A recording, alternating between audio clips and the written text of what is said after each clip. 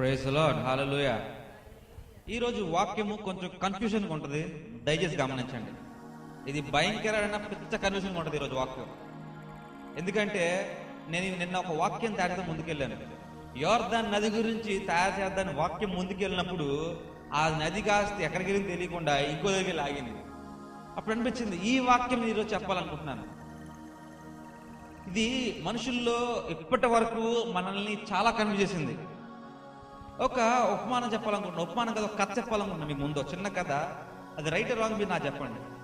ఒక రైతు తనకు పొలం ఉన్నప్పుడు, ఆ పొలంకి ఒడ్లు ఉన్నప్పుడు వెళ్ళిపోయి డైరెక్ట్గా విత్తాడు. వెళ్ళి ఎత్తాడు. ఫస్ట్ ఏం చేస్తాడు, ఆ భూమిలో చూస్తాడు, ఆ సాయిల్ తీస్తాడు, మట్టి తీస్తాడు, దాని టెస్టింగ్ పంపిస్తాడు. ఫస్ట్ దాంట్లో ఎంత యూరియా ఉంది, ఎంత ఫాస్ఫేట్ ఉంది, ఎంత నత్రజనులు ఉన్నాయి, ఏమేమి లేవు అనేది తెలుసుకుంటాడు. తెలుసుకున్నాక ఏం చేస్తాడు, ఇప్పుడు యూరియా తగ్గింది అనుకోండి, యూరియా కొంటాడు. ఫాస్ఫరస్ తగ్గింది అనుకో, ఫాస్ఫరస్ కొంటాడు. అన్ని కొని ఫస్ట్ జల్లుతాడు. ఫస్ట్ జల్లి ఏం చేస్తాడు, ఆ నేలని ఫస్ట్ ఉపయోగపడేలా తయారు చేస్తాడు. ఫస్ట్ సదును చేస్తాడు, ఉపయోగపడ చేసి ఆగా సదును చేస్తాడు. ట్రాక్టర్ పెట్టు, గాడిదలు పెట్టు, దున్నబోతులు పెట్టు, మొత్తానికి దున్నిపిస్తాడు. దున్నిపించి మొత్తాన్ని మిక్స్ చేపిస్తాడు ఫస్ట్. తర్వాత ఆ తర్వాత నీళ్లు పెడతాడు.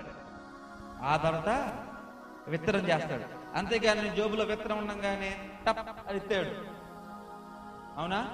ఈరోజు నేను విత్తనాన్ని, నేను ఇచ్చే వాక్యము మీకు విత్తనము.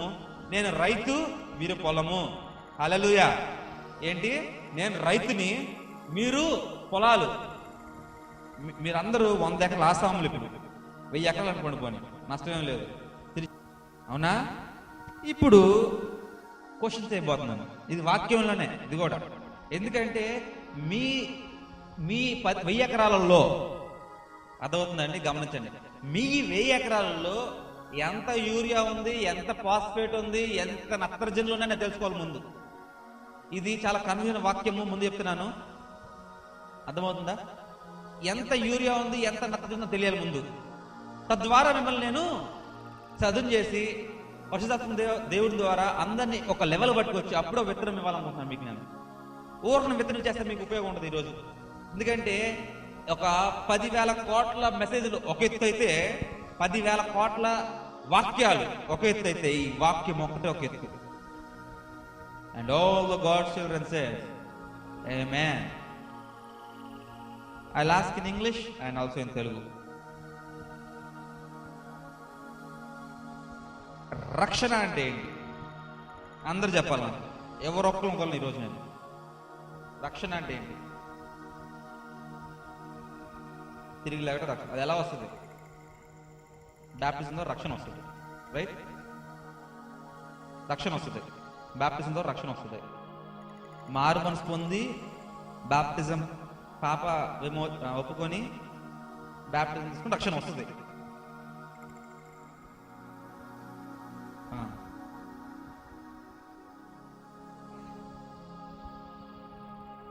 ఓకే, రక్షణ పొందుకుంటాం కదా, రక్షణ వస్తుంది, పొందుకుంటాం, రైట్.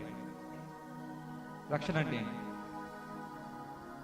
పాప క్షమాపణ పడితే మనం రక్షణ పొందుకుంటాం, రక్షణ కలుగుతుంది, రక్షణలో ఉంటాం. ఏంటి? పాప క్షమాపణ కడిగి దేవుడిని ఒప్పుకొని బాప్తిజం తీసుకుంటే ఏమవుతుంది? రక్షించబడతాం, మారు మనసు పొందాలి. How do you get your salvation? How are you getting saved? By serving God. Okay. తీసుకుంటాం వల్ల రక్షించబడతాం, రైట్? బాప్టిజం, దేవుళ్ళు ఎదుగుతాం. సరే, రక్షణ గురించి తెలుసుకున్నారు. ఇప్పుడంతా సాల్వేషన్ అంటే ఏంటి? Confusion start. సాల్వేషన్ అంటే ఏంటి? ఇవాళ వాక్యము సాల్వేషన్. సాల్వేషన్ అంటే ఏంటి?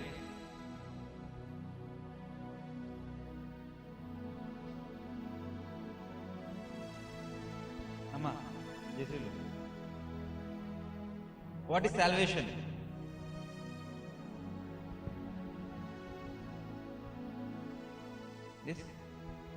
This one? Okay. Take time, I'll come back again to you. Salvation అంటే ఏంటి తెలుసా? సాల్వేషన్ అంటారు కదా, తెలుసా మీకు? సాల్వేషన్ మాట అన్నారు ఎప్పుడన్నా? ఎందుకేం లేదండి, అందరూ విన్నారు.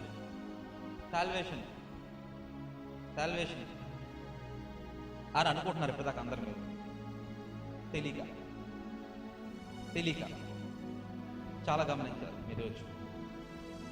సాల్వేషన్ని ఫస్ట్ ఏంటంటే సాతాను కూడా మనల్ని ఎక్కడ డిసీవ్ చేయాలని చూస్తూ ఉంటుంది.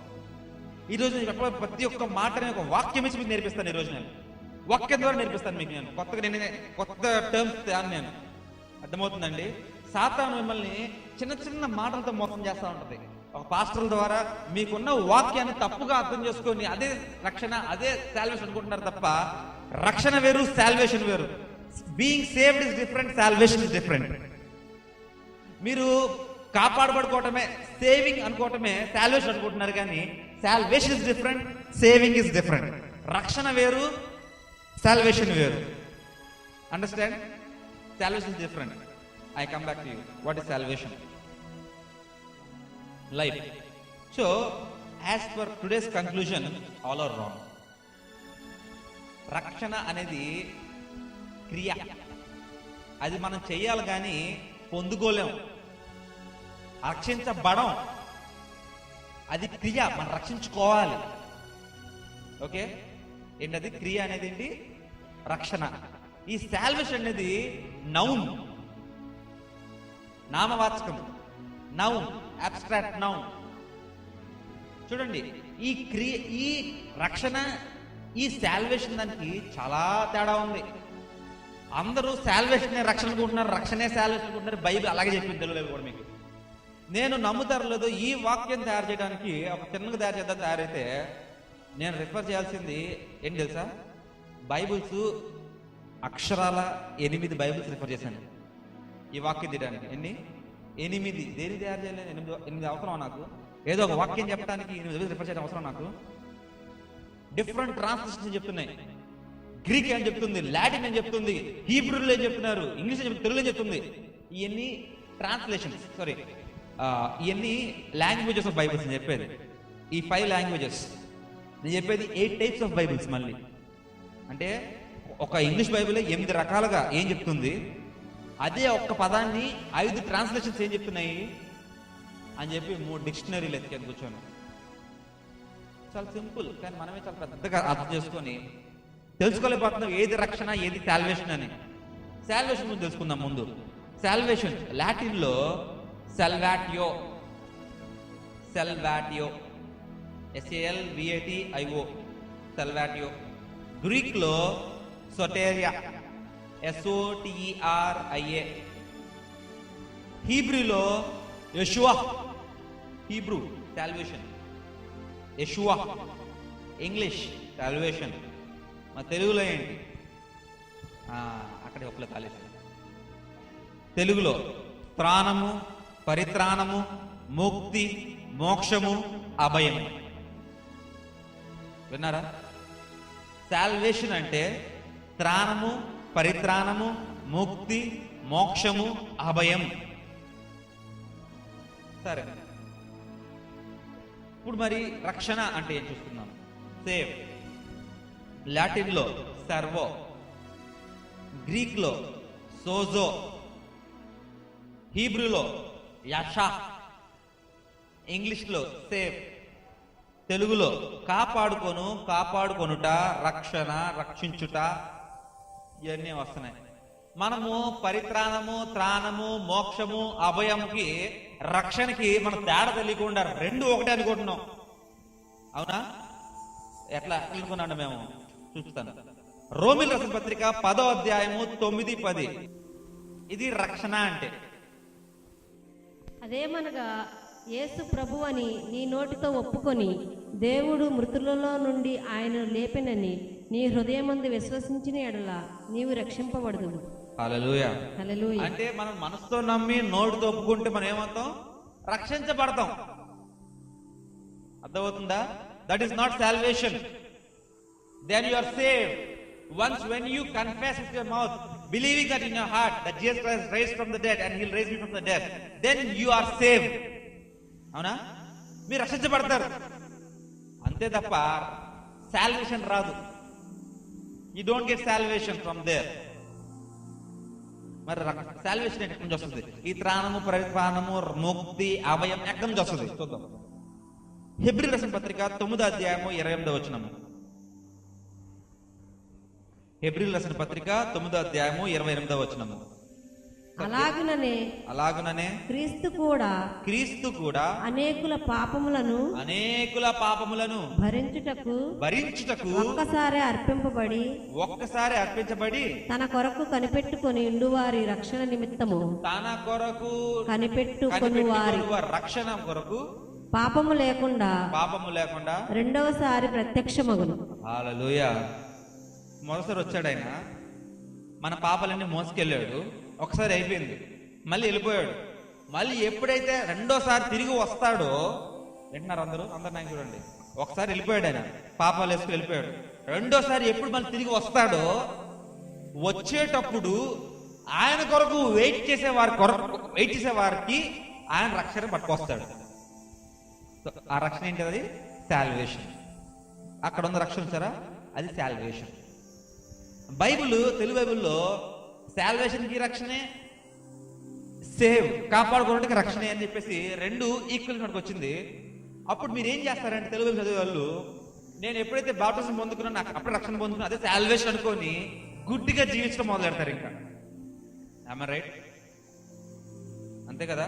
ఇప్పుడు నేను మానవ మనసు పొందాను, పాప క్షమాపణ కలిగాను, తర్వాత నేను బాప్టిజం తీసుకున్నాను, దేవుళ్ళు ఉన్నాను, దేవుడు జీవించడమే ఇదే నా రక్షణ, ఇదే దేవుడు పరలోకం ఇచ్చే రక్షణ అనుకొని గుడ్డిగా క్రైస్తవులు జీవించటము మొదలైపోయింది ఆల్రెడీ. ఇప్పుడు దాకా మనం కూడా అదే రకంగా జీవించాం. కానీ బైబిల్ క్లియర్ డిఫైన్ చేస్తుంది ఏంటంటే, రక్షణ వేరు, సాల్వేషన్ వేరు, ముక్తి వేరు, రక్షణ వేరు, త్రాణం, పరిత్రాణం, అభయం వేరు, ఇది వేరు. యేసుక్రీస్తు మోసరు వచ్చినప్పుడు పాపాల కోసం వచ్చాడు, పాపాలు ఒకసారి తీసుకెళ్ళి అందరి. కానీ ఈ రెండోసారి వచ్చేటప్పుడు మాత్రము ఈ ముక్తి, ఈ త్రాణము, ఈ అభయము, పరిత్రాణము అనే విషయాలని రెండో రాకడగా మనకు పట్టుకొచ్చి ఇస్తాడు మనకి. ఎప్పుడు? మనం ఆయన కోసం వేచి ఉన్నప్పుడు. And all the God's children says amen. ఇప్పుడు చెప్పండి, సాల్వేషన్ అంటే ఏంటి? ఎంతమంది పొందుకున్నారు సాల్వేషన్ని? ఎంతమంది సాల్వేషన్ పొందుకున్నారు? అప్పుడే చేశారు, పొందుకున్నారు, ఇంకా చేశారు. రెండు అలా ఎలా వచ్చింది నీకు సాల్వేషన్? చూపించు వాక్యం సారి. రాదు, అది తప్పు చెప్తుంది ఇప్పటిదాకా. రక్షణ పొందగానే సాల్వేషన్ పొందుకునేది తప్పు, పొందుకోరు. మీరు ఎప్పుడైతే మారు మనసు కలిగి చనిపోతే మళ్ళీ తిరిగి లేస్తే అప్పుడు మీరు ఈ లోకం వల్ల పాపం వల్ల మీరు రక్షించబడతారు తప్ప సాల్వేషన్ రాదు. సాల్వేషన్ క్లియర్ బైబిల్ చెప్తుంది ఏంటంటే, చాలా క్లియర్ చెప్తుంది, రెండో రాకడ ఎప్పుడైతే వస్తుందో అప్పుడు ఆయన కోసం వేచి ఉండే వారికి ఆయనకి ఆ సాల్వేషన్ ఇస్తానంటున్నాడు. ఎవరు పొందుకోవాలి ఇప్పుడు ఆ సాల్వేషన్? ఎందుకంటే రెండో రాకడ రాలా, ఇంకా ఆ రెండో రాకడనే సాల్వేషన్ వస్తుంది. ఇంకా మీకేం డౌట్లు ఉన్నాయా?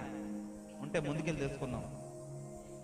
ఈ సాల్వేషన్ అనేది ఎవరు ఏ క్రియ చేసేందు వల్ల వాళ్ళకి రాదు. ఇప్పుడు నేను ఉద్యోగం చేస్తే సంపాదిస్తాను, డబ్బులు వస్తాయి. నేను మారు మనసు పొంది దేవుని తెలుసుకొని, వింటారు అందరూ, మారు మనసు పొంది దేవుని తెలుసుకోవటం వలన, నేను పాపం ఒప్పుకోవటం వలన, బాప్టిజం వలన నాకు రక్షణ కలిగింది తప్ప సాల్వేషన్ రాదు. సాల్వేషన్ అనేది ఒక ఫ్రీ గిఫ్ట్. అది మీ క్రియ వల్ల అసలు సాధ్యమే కాదు. అంటే మన బాప్టిజంలో నీటి మునిగి చనిపోయి తిరిగి లేకటము, ఒప్పుకోవటం అనేది ఒక క్రియ. ఆ క్రియ చేయడం వల్ల రక్షణ పొందుతాం. కానీ మీరు సాల్వేషనే కావాలనుకుంటే మీ క్రియల వల్ల, by no way, by means, by your deeds or by your works you can earn your salvation. By your deeds and by your works you cannot earn eternal life. And all the God's children says, మీరు ఏ క్రియ, ఏ పని చేయడం ద్వారా మీరు నిత్య జీవితం పొందుకోలేరు. మీరు ఏ క్రియ, ఏ పని చేయడం ద్వారా మీరు దేవుని కృపను పొందుకోలేరు. మీరు ఏ క్రియ, ఏ పని చేయడం ద్వారా మీరు ఆ సాల్వేషన్ పొందుకోలేరు. These are gifts of the Lord. అది ఒక బహుమతులు, అది ఉచిత కృప ద్వారా, ఏదో మీ క్రియల వల్ల కాదు, కానీ నా కృప ద్వారా మీకు ఇచ్చారని చెప్తున్నాడు దేవుడు. ఎందుకంటే ఎవరు దానివల్ల మీరు మోసపోకుండా అతిథి పొందకుండా ఉండమంటున్నాడు. చూసుకుందాం. రోమీయులకు రాసిన పత్రిక 3వ అధ్యాయము 23వ వచనము. అందరూ పాపము చేసి దేవుడు అనుగ్రహించు మహిమను పొందలేకపోతున్నారు. చూడండి, చాలండి. దేవుడు అనుగ్రహించిన మహిమను పొందలేకపోతున్నారు. All of sin and fall short of glory of God. గమనించారా? ఇక్కడ దేవుడి మహిమ ఏదో క్రియ బట్టి రాలేదు, అక్కడ ఆల్రెడీ ఉంది మన మీద. మీరు మీ తల్లి గర్భములో నిర్మించబడక మునిపే దేవుడి కృప అనుగ్రహము మీ మీద ఉన్నది. అది మీ కడుపులో, మీ తల్లి గర్భంలో మీరు ఏం చేసేందుకు వచ్చిందా, లేదా దేవుడు ఉచితంగా ఇచ్చాడు కాబట్టి మీకు వచ్చిందా? చెప్పాలా? తల్లి గర్భంలో నిర్మించబడి మునిపే ఆయన మిమ్మల్ని ఎరుగున్నాడు. మీరు మీ తల్లి గర్భంలో ఉన్నప్పుడు మీకు ఆ కృపా అనుగ్రహం ఉందా, లేకపోతే మీరు బయటకు వచ్చాక దాన్ని మీరు సంపాదించుకున్నారా? ఉన్నది. ఆ అనుగ్రహం ఉంది కాబట్టి మనకి ఏ అపాయం కలగకుండా బయటకు వచ్చి జీవులుగా ఉన్నాం. హల్లెలూయా. తర్వాత 6వ అధ్యాయం 23వ వచనం. రోమీయుల పత్రిక 6వ అధ్యాయం 23వ వచనం. ఏలయనగా పాపము వలన వచ్చి జీతము మరణము. ఆగండి. పాపము వచ్చి జీతము మరణము అంటే ఇప్పుడు మనం ఏ సంపాదించుకున్నాం? ఈ లోకంకి వచ్చి మరణం సంపాదించుకున్నాం. అది దేనితో సంపాదించుకున్నాం? క్రియ ద్వారా. ఎందుకంటే మనం వచ్చాము అంటే verb. Coming, we came coming is a verb. అంటే ఆ క్రియ ద్వారా మనం ఏం సంపాదించుకున్నాం? మనము మరణాన్ని సంపాదించుకున్నాం. అంటే మనం ఈ మరణాన్ని సంపాదించుకున్నాం కాబట్టి దేవుని కృపకి మనము దూరం అయ్యాము. అంటే మరణాన్ని సంపాదించక మునిపే మనము దేవుని కృపని అనుగ్రహం పొందుకున్నాం. హల్లెలూయా. గమనించుకోండి, ప్రతి ఒక్కరు మరణాన్ని సంపాదించుకున్నాం. ఉచితంగా వచ్చింది. అది వేజెస్ ఆఫ్ సిన్ అన్నాడు. అంటే జీతము. అంటే జీతం దేనికి ఇస్తారు? పని చేసినందుకు ఇస్తారా? చేయడానికి ఇస్తారా? గిఫ్ట్ ఎందుకు ఇస్తారు? అంటే మీకు పని చేశారు కాబట్టి గిఫ్ట్ ఇస్తారా? ఎవరు? Free. Gift is free and salary is a wage. అంటే మన తల్లి గర్భంలో before we are in the mother's womb, God has blessed us with His grace. And when we came out of the womb, what happened? We earned death. Hallelujah. అంటే గమనించుకోండి, మీరు నిత్య జీవితాన్ని, సాల్వేషన్ని, దేవుని కృపని మీరు పొందుకోవాలంటే మీరేం చేయక్కర్లా. ఏమంటున్నారు? మీరేం చేయనక్కర్లా.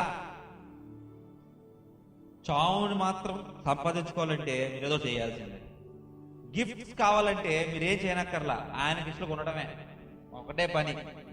రెండోది రోమీయుల పత్రిక 6:23 కంటిన్యూ చేయండి ఒకసారి. ఏలయనగా పాపము వలన వచ్చి జీతము మరణము అయితే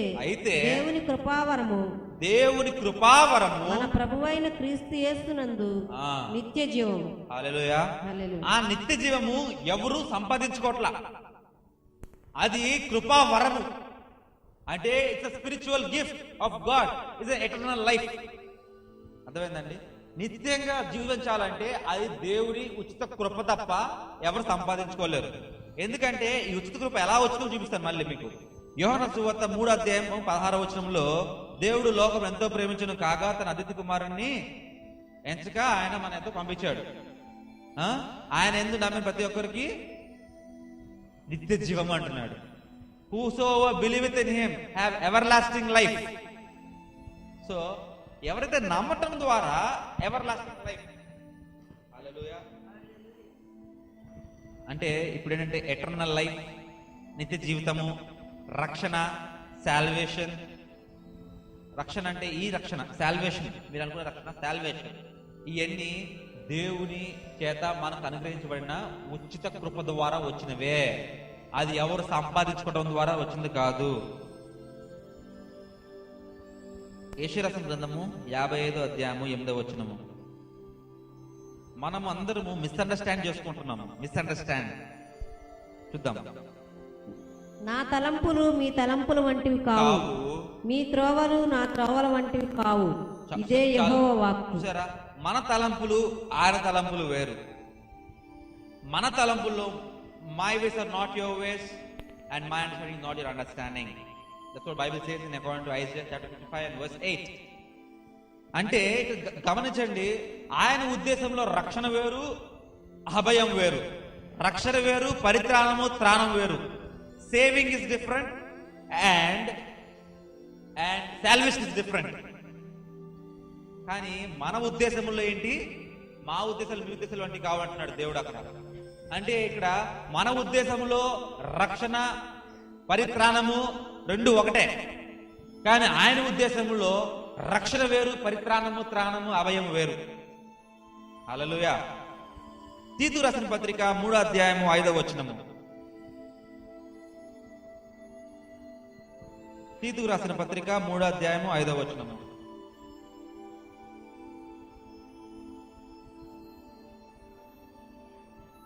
మనము నీతిని అనుసరించి చేసిన క్రియల మూలముగా కాక తన కనికరము చొప్పునని పునర్జన్మ సంబంధమైన స్నానము ద్వారాను పరిశుద్ధాత్మ మనకు నూతన స్వభావం కలుగజేయుట ద్వారాను మనలను రక్షించెను. సరే, ఈ రక్షణ అనేది మళ్ళీ సాల్వేషన్ అనేది ఎవరో క్రియ ద్వారా కాదంట. అంటే క్రియ అంటే ఏంటి? మన మనసుతో నమ్మి ఒప్పుకొని బ్యాప్టిజం తీసుకుని రక్షణ పొందుతావా? అప్పుడు రక్షణ పొందుతాం. You are saved but not salvation. am I clear? ఇది ఎవరో పనిచేస్తున్నారు కాదు, కానీ దేవుడు ఉచిత కృప ద్వారా వచ్చింది అంటున్నాడు. మళ్ళీ ఇక్కడ చూసుకున్నట్లయితే అపోస్తల కార్యములు 16వ అధ్యాయము 25-30 చూసుకున్నట్లయితే చూడండి, అందరూ కథ చెప్తాను, ఇక్కడ చిన్న కథ. అపోస్తల కార్యములు 16వ అధ్యాయము 25-30 చూసుకున్నట్లయితే పౌలు శీలలు ఒక జైల్లో బంధించబడతారు. బంధించబడినప్పుడు వాళ్ళు ఏం చేస్తారు? పౌలు శీలలు ప్రార్థన చేస్తారా? ఇంకా పాటలు పాడుతూ ఉంటారు. పాటలు పాడుకుంటూ దేవుడు ప్రార్థిస్తూ ఉంటారు. ఈ పాటలు పాడినప్పుడు ఏమవుతుందంటే ఒక భూకంపం వస్తుంది. వచ్చి ఆ చెరసాల ఒక గేట్లు ఏమవుతాయి? బద్దలైపోతాయి. బద్దలైపోయి ఏమవుతాయి తర్వాత? ఓపెన్ అయ్యి అందరూ వెళ్ళిపోతారు, కానీ ఇద్దరు అక్కడే ఉంటారు. అప్పుడు ఒక జైలు అడుగుతాడు, ఏంటి బద్దలైపోయినది, వెళ్ళిపోవచ్చు కదా అంటే లేదు అంటాడు. అప్పుడు ఆ జైలు రాడు సార్ కింద పడి ఏమంటాడు? ఆ మాట అంటాడు. కింద పడి చదువుకున్నాం సార్ ఆ మాట. కింద పడి ఒక మాట అంటాడు జైలర్.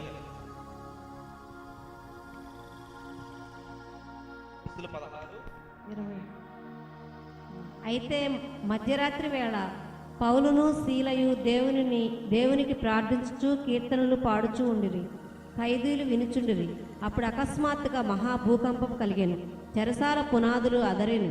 వెంటనే తలుపులన్నీ తెరుచుకొనెను. అందరి బంధకములు ఊడెను. అంతలో చెరసాల నాయకుడు మేలుకొని చెరసాల తలుపులన్నీ తెరిచి ఉండుట చూచి 30 వారికి వెలుపలికి తీసుకొని వచ్చి, అయ్యలారా, రక్షణ పొందుటకు నేనేమి చేయవలనని. సరే, హల్లెలూయా. రక్షణ పొందుటకు నేనేం చేయవలనని అతను చాలా క్లియర్ గా మాట్లాడాడు.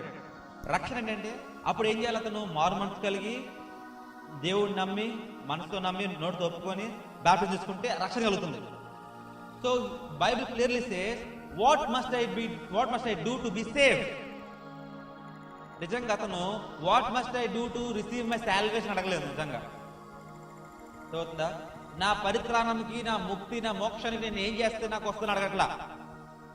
ఏమడుగుతున్నాడు? నేను రక్షించబడాలని ఏం చేయాలంటున్నాడు. ఈ రక్షణ ఏంటంటే మనము పుడతా వచ్చి సంపాదించుతావా? ఏం సంపాదించుకున్నాం మనం? పుడతా మరణం సంపాదించుకున్నాం. ఆ మరణం నుంచి రక్షణ. హల్లెలూయా. ఆ మరణం నుంచి మనకి ఏంటి? విడుదల, రక్షణ. చాలా మంది కన్ఫ్యూజన్ ఉంటుంది. మరి వేరే విశ్వాసం ఉన్నారు కదా, హైందవ సహోదరులు, తర్వాత ముసల్మాన్లు, అందరూ దేవుడు నమ్ముకోలేదు కదా, మరి నేను నమ్ముకున్నాను, మరి వాళ్ళకి నాకు తేడా ఏంటి అంటారా? అందరూ ఒకటే. బైబిల్ చెప్తుంది అందరూ ఒకటే. ఎప్పుడైతే మనము నా క్రైస్తవ తల్లిదండ్రులు పుట్టినా కానీ నేను ఎప్పుడైతే నన్ను దేవుడిని ఒప్పుకుంటానో, హృదయానికి ఆహ్వానిస్తానో, మనసుతో నమ్మి నోటితో ఒప్పుకుంటానో, అప్పుడే నేను నిజ క్రైస్తవుని. అప్పటిదాకా నేను అన్నిటి కింద లెక్క వస్తాను. నేను కూడా though I'm a Christian by certificate but not account to the lord. వాళ్ళు కూడా నాకన్నా ముందే, ఒక సంవత్సరం ముందే ఒక హైందవులు కానీ ఒప్పుకున్నారు అనుకోండి, వాళ్ళు నాకన్నా ముందున్నట్టే. క్రిస్టియన్ ఫ్యామిలీ పుట్టినంత మాత్రాన నువ్వు ఆల్రెడీ రక్షించబడతావు, మీకు సాల్వేషన్ వస్తుందన్న మాట ఒట్టి మాట. ఇప్పుడు ఒక విషయం చెప్తాను మీకు. ఎంతమంది రక్షించబడ్డారు? How many are saved? ఎంతమంది రక్షించబడ్డారు బాప్తిజం ద్వారా? పాపాన్ని మీ మరణం నుంచి క్లియర్గా వినండి క్వశ్చన్. చేతెత్తడం పాయింట్ కాదు. మనం తల్లి గర్భంలో బయట రాగానే సంపాదించుకున్న మరణము నుండి బాప్తిసం ద్వారా ఎంతమంది రక్షించబడ్డారు? ఆన్సర్ చెప్పండి ఇప్పుడు. మళ్ళీ తల్లి గర్భంలో నుంచి బయటపడినప్పుడు మనం సంపాదించుకున్న మరణం ఉంచారా? ఈ లోకంలో పాపంలో పుట్టాం కాబట్టి మరణం వచ్చేసింది ఆల్రెడీ. ఈ మరణం నుంచి బాప్టిజం ద్వారా రక్షించబడిన వారు చేతారు. లేరా సార్ కన్ను చూస్తున్నారు మళ్ళీ మీరు సరిగ్గా వినండి. అందుకే చెప్పారు వాళ్ళ వాక్యం చాలా కన్ఫ్యూజన్గా ఉంటుందని. వినండి ఒకసారి. అండ్ తల్లి గర్భం నుంచి బయటకు వచ్చేటప్పుడు పాపలోకంలోకి వచ్చాం, అవునా? అప్పుడు మనం ఏం సంపాదించుకున్నాం? మరణాన్ని. ఆ మరణాన్ని తప్పించుకోవడానికి మనం బాప్టిజం ద్వారా రక్షణ పొందాం, అవునా? ఎంతమంది రక్షణ పొందారు? 1 2 3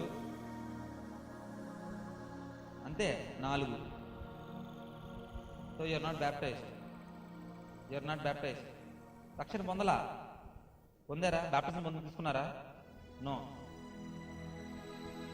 తీసుకున్నారా? అదే ఆన్సర్ అండి, అదే ఆన్సర్. నీటిలో ముని తిరిగి లేకటమే ఆన్సర్. అదే రక్షణ అంటే. అక్కడితో ఆగిపోండి. ఇక్కడ నుంచి మీకు మోక్షము, పరిత్రాణము, త్రాణము, అభయము, సో కాల్డ్ సాల్వేషన్ రావాలంటే ఏం చేయాలా? దేవుని కొరకు వెయిట్ చేస్తూ ఉండాలా. ఎప్పటి వరకు? ఆ రెండో రాకడ. వచ్చిందా రెండో రాకడ? సాల్వేషన్ వచ్చింది ఎవరికన్నా? Does anyone have salvation? ఉందండి సాల్వేషన్ ఉందా? లేదు. తెలుగు స్క్రిప్ట్లో ఏంటంటే అప్డేట్స్ ఫస్ట్ థింగ్ లేదు. తెలుగు బైబిల్స్లో దేర్ ఆర్ నో అప్డేట్స్. ఎప్పుడో ఉన్న ప్రింట్ని ప్రింట్ కొడుతున్నారు, కానీ దాని మీద రీసెర్చ్ చేసి కొత్త వర్డ్స్ని, కొత్త పదాలని ఎట్లా వచ్చింది, గ్రీక్లో ఏముంది, లాటిన్లో ఏముంది, అరమిక్లో ఏముంది, హీబ్రూలో ఏముంది, వెతికి కొత్తగా పరిశోధన చేసి వర్డ్స్ని బెటర్ తెలుగులో ఇంగ్లీష్ తిరుగుతూ ఉంటుంది అట్లాగా. అప్పుడు ఏంటంటే గ్రీక్కి, లాటిన్కి, హీబ్రూకి దగ్గరలో ఉన్న సంబంధమైన విషయాలని పొందుపరుస్తూ ఉంటారు, కొత్త విషయాలన్నీ. దాంట్లో బయటపడిన విషయం ఇది ఒకటి. సాల్వేషన్ అనేది ఎప్పుడు వస్తుందంట? నేను కూడా కొత్తగా రాసింది కాదు ఇది.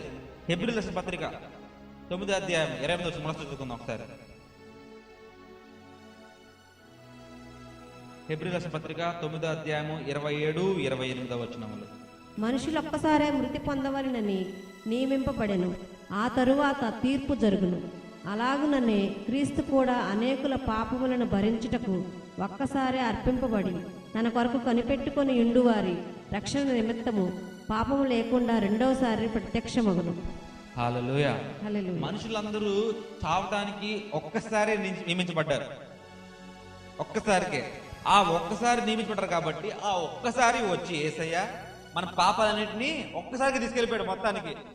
అంటే మీ పిల్లలు, మీ పిల్లలు, వాళ్ళ పిల్లలకు కూడా వచ్చే పాప ఉంటే, టైం అంత ఉంటే, ఓకే, వాళ్ళకి వచ్చే పాపాన్ని కూడా ఒకసారి 2000 years back తీసుకెళ్ళిపోయాడు. 2013 years back తీసుకెళ్ళిపోయాడు Yesayya.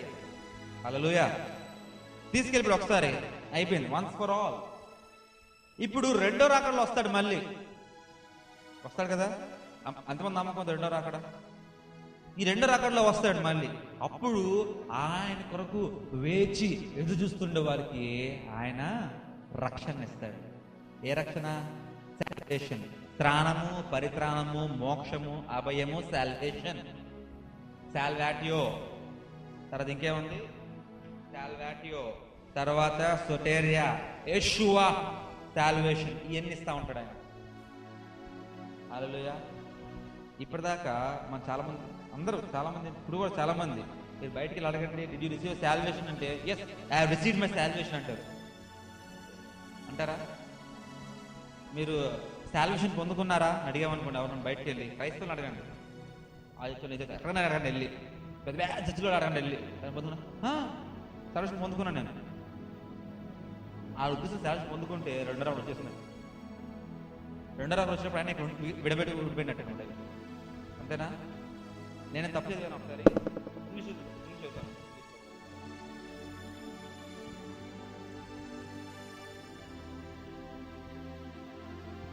Hebrew 9 and verse 28. So Christ was sacrificed once to take away the sins of many people, and he'll appear a second time, not to bear sin, but to bring salvation to those who are waiting for him. To bring salvation to those waiting for him. ఎంతమంది దేవుని కోసం wait చేస్తున్నారు? How many are waiting for the Lord Jesus Christ? ఎంతమంది దేవుని కోసము రెండో రాకడ కోసం వెయిట్ చేస్తున్నారు? రెండో రాకడ వచ్చేస్తుందని భయపడుతున్నారా? సమయం కొద్దిగా ఉంది, రక్షణ పొందండి, సమయం కొద్దిగా ఉంది, రక్షణ పొందండి అని భయపడుతున్నారా? ఆయన వస్త్రాన్ని ఆనందంగా వేచి చూస్తున్నామా? వేచి చూసే వారికి మాత్రమే ఆయన ఇచ్చేది ఏంటైనా ఆయన ముక్తి ఇస్తాడు. ఒక పాట ఉంది, ముక్తి దిలాయి యేషునా, శాంతి దిలాయి యేషునా, మన పాట ఉంది. యేసుక్రీస్తు ఇస్తాడు వచ్చి salvation. He gives you salvation. He brings salvation for you. He brings salvation for you. He brings salvation who are watching this program. He brings salvation. Are we waiting? ఇప్పుడు చెప్పండి, వాళ్ళ క్లారిటీ వాళ్ళు తెలుసుకుంది ఏంటి విషయం? మీరు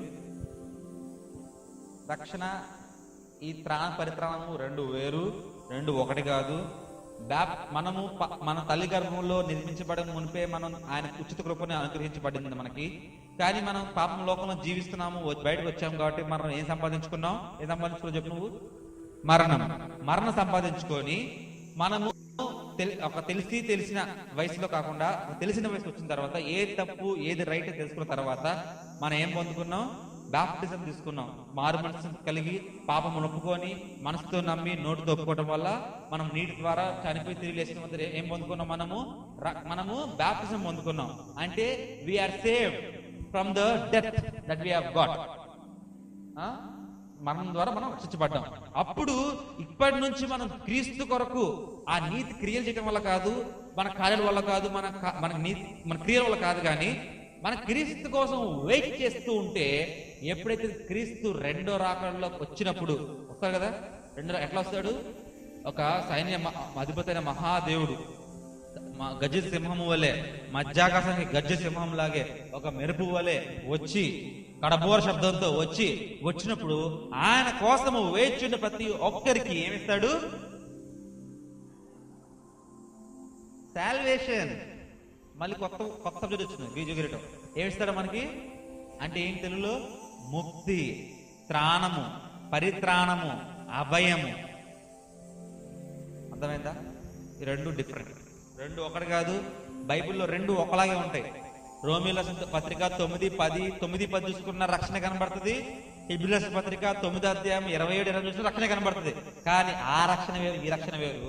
రక్షణని మన తెలుగు రాసే అనువదించేవారు ఒక వర్డ్ కింద అనువదించి మనం ఏమైపోయాం? అనువదించడం వల్ల ఏమైపోయాం? మనం ఏమైపోయాం? ఇప్పటిదాకా మోసపోయామా? నిజం చెప్పండి, మోసపోయామా? ఇంకా డౌటే? మోసపోయాం. ఆ రక్షణ వేరు, ఈ రక్షణ వేరు. ఆ రక్షణ, ఈ రక్షణ ప్రాణం, పరిత్రాణం, అభయము, ముక్తి. ఆయన రెండు మధ్యాకాశానికి వచ్చినప్పుడు మనం రెండు రాకడ వచ్చినప్పుడు ఏమిస్తాడు? మనకి ముక్తిని ఇస్తాడు, త్రాణం ఇస్తాడు, పరిత్రాణం ఇస్తాడు, ఇంకేమిస్తాడు? అభయం ఇస్తాడు, మోక్షమునిస్తాడు. హల్లెలూయా. That is salvation. ఇస్ మోక్షం. సాల్వేషన్ ఇస్ త్రాణము. సాల్వేషన్ ఇస్ పరిత్రాణము. సాల్వేషన్ ఇస్ ముక్తి. సాల్వేషన్ ఇస్ అభయం. సాల్వేషన్, సాల్వాటియో, సొటేరియా, యెషువా. సాల్వేషన్ తెలుసుకున్నారా? సాల్వేషన్ అంటే ఏంటి?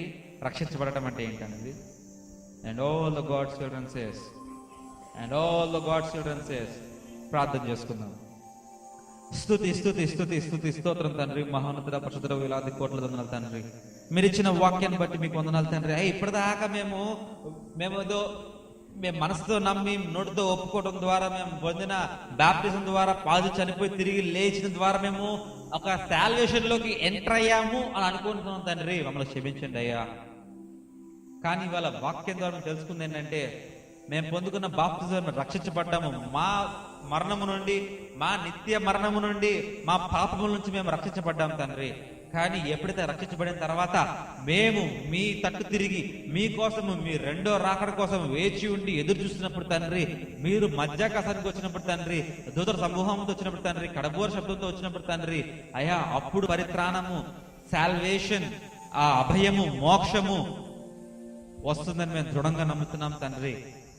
అయ్యా మేము ఇది రక్షణ అని కన్ఫ్యూజ్ అయ్యి తండ్రి, అయ్యా మేము తప్పుడు జీవితంలో మేము జీవించినట్లా మమ్మల్ని క్షమించండి తండ్రి.